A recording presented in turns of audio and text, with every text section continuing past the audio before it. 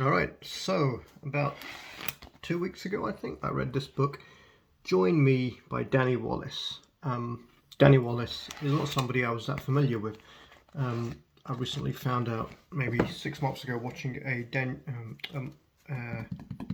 the guy's name? A Jim Carrey film called Yes Man, that it was written by Danny Wallace. Anyway, this is a book that a friend sent to me, along with a whole bunch of others.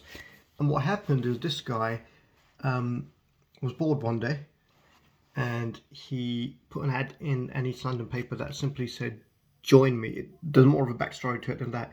He went to the funeral of a great uncle, and there were some jokes cracked at the funeral by his grandma, and he found out that the uncle had tried to start a collective of 100 people to live on a farm with him in Switzerland. They're in Switzerland. And he felt sorry for the uncle because he only got 3 followers, so he came back to London, and he thought, I wonder if I can do this. Now, his girlfriend was not impressed because he has a history, apparently, before this of what she calls silly boy ideas, silly boy schemes, and also he's quit his job at the BBC. So it's about how the advert takes off and he actually gets a following, and these people start calling him leader. He doesn't actually know what the collective, as he calls it, not the cult, what it's about or what it's meant to do, but it turns into something quite big.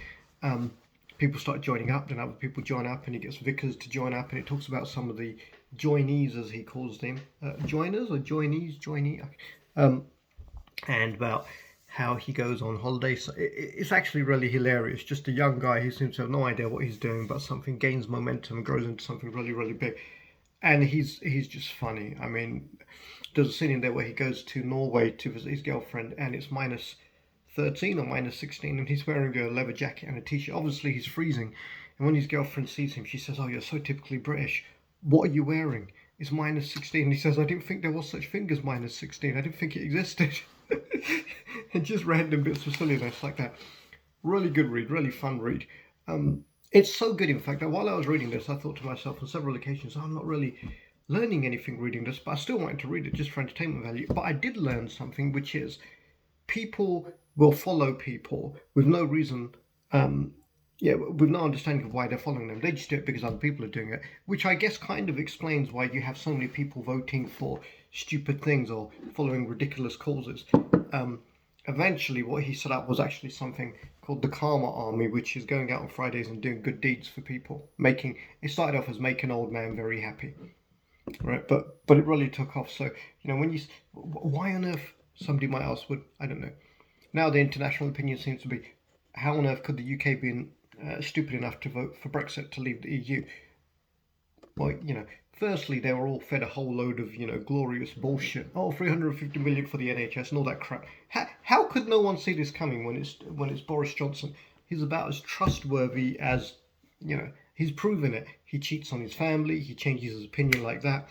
Of course, you've got the Conservatives, the right, not necessarily right wingers and racists, but the people, the culprits will say, well, okay, so you want a guy who cheats on his family to go after his mistress. You want that in a leader because he goes after what he wants, No, he's a fucking asshole.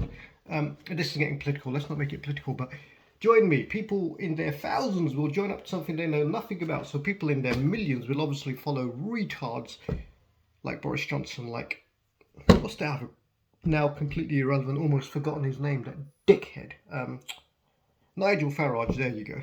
Oh my god, he pops up on YouTube ads. If you think the financial institutions have your best interests at heart, stop watching that. Yeah, stop watching because it's Nigel Farage, and if you trust that dick, you're dumber than somebody with 2 brain cells. So he used to be a broker, so his whole life has been making himself richer at the expense of others, which is exactly what he did with Brexit. He probably didn't even believe in it. I'm sure he's racist, but back to the book. Very good book, very entertaining, very interesting, and highly recommended. 8 out of 10, only because it's not serious, but I don't mind what I read. I just enjoy reading. So thank you to my friend who sent this to me. I never would have read it otherwise, and it is very, very interesting. Have to go now.